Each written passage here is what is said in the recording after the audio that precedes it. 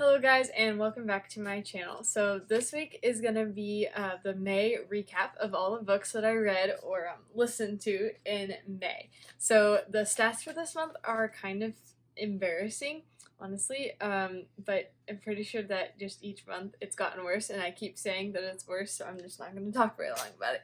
But this month I read 6 books total, and literally 5 of those were audiobooks, so I only have one hard copy book here.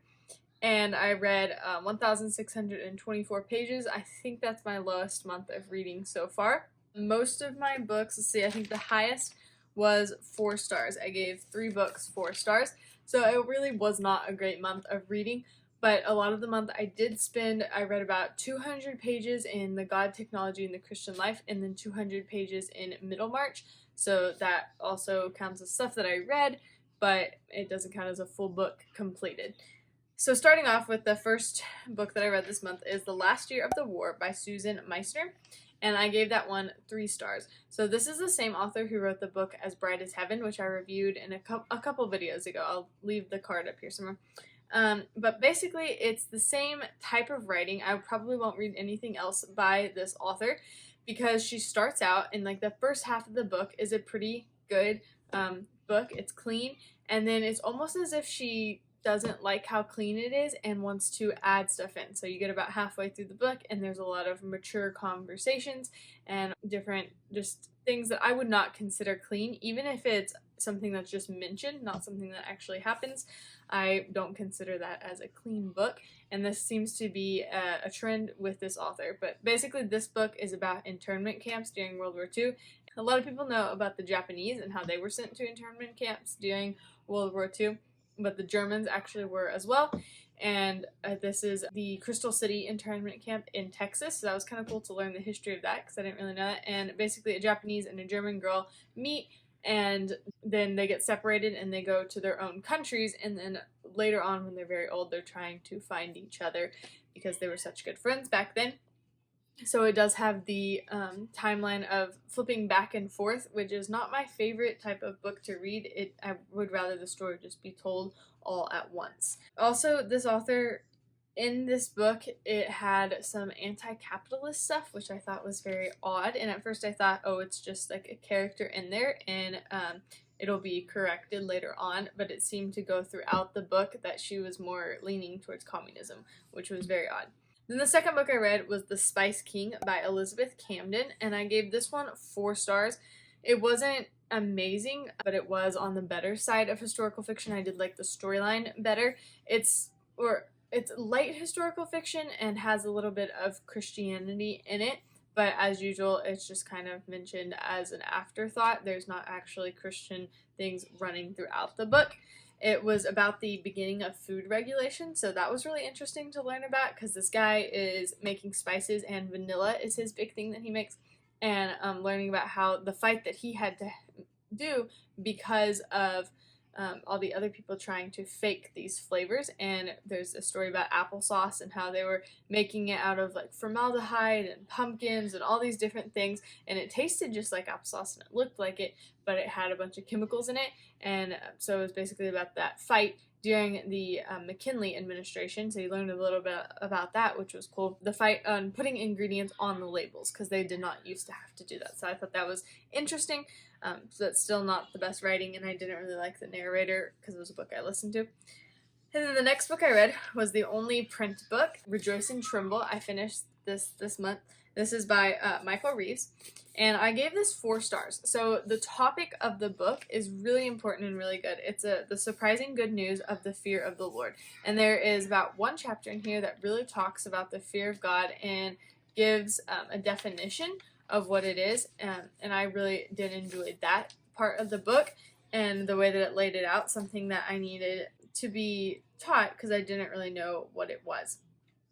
But I did not like this book because of the fact that it seems like it is almost quotes the entire time. There's very little originality to it, Some pages were just full-on chunks of quotes.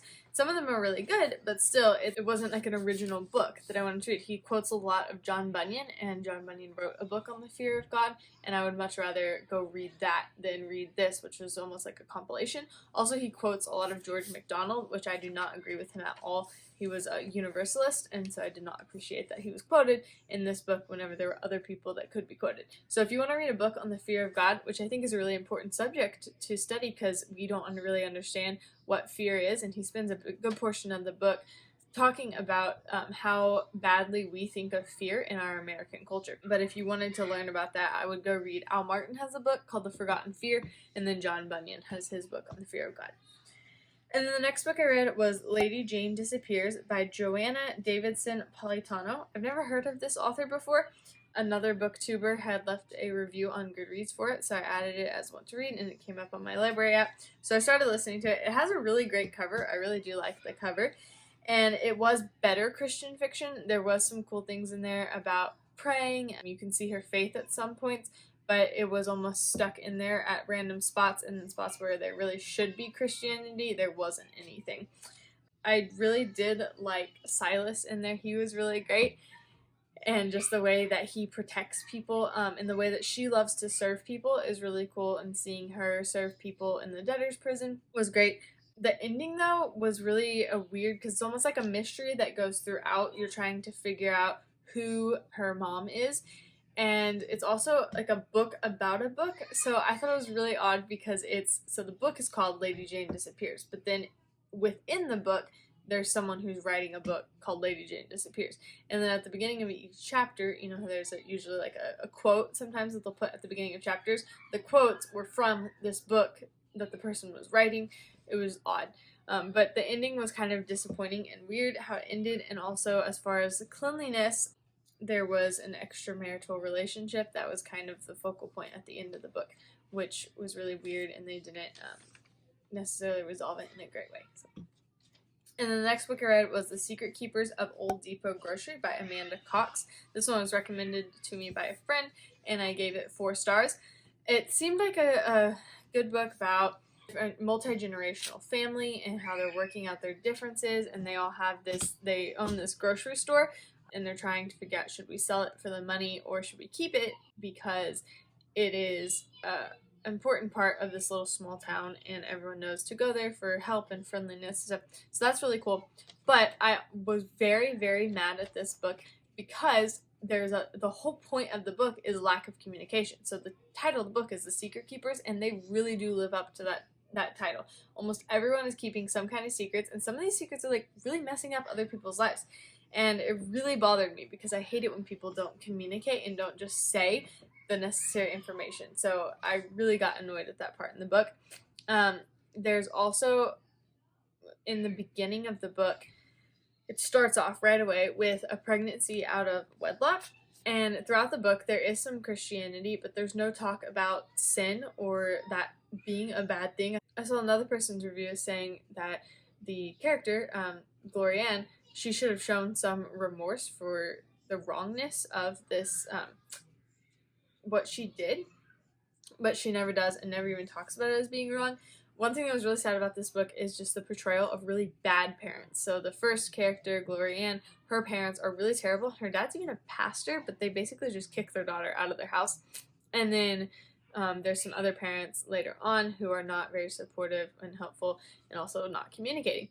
So I did not like that part of the book. One thing I really did like was the male lead character, Clay.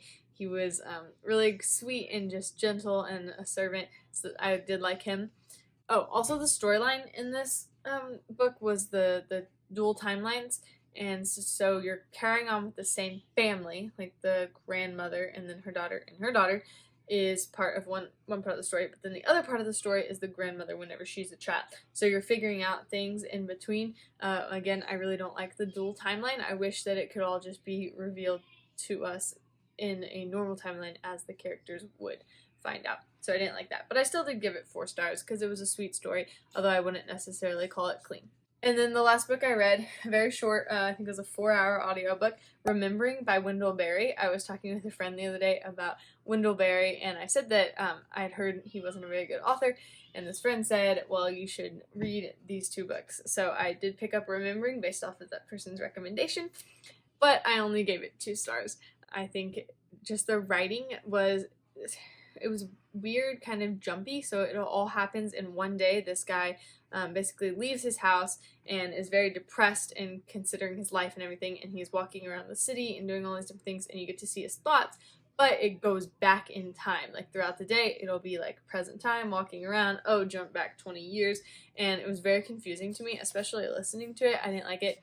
It was also kind of depressing and almost like stream of consciousness, just because you're inside this guy's head for a 24-hour day, and I didn't like that. Maybe I need to understand it better, and there's some hidden meaning that I'm not catching, but I just off the bat did not like the writing or just even the topic of the story, and there was some light language in it. So this month was kind of depressing for reading books, but I'm looking forward to this next month being exciting. I did get some books that were on hold on my library app, and I have those now so I can listen to some really fun books I've been waiting to listen to. And also I'm reading Middlemarch, which I'm really enjoying, and God, Technology, and the Christian Life. Lord willing, I'll finish those this month and then have a pretty good June recap to give you. So I hope you enjoyed this video, and I hope you hit the subscribe button and the thumbs up. It really helps support my channel, and I am so happy to be able to talk to you all and for you to watch these videos. And I will see you later. Bye.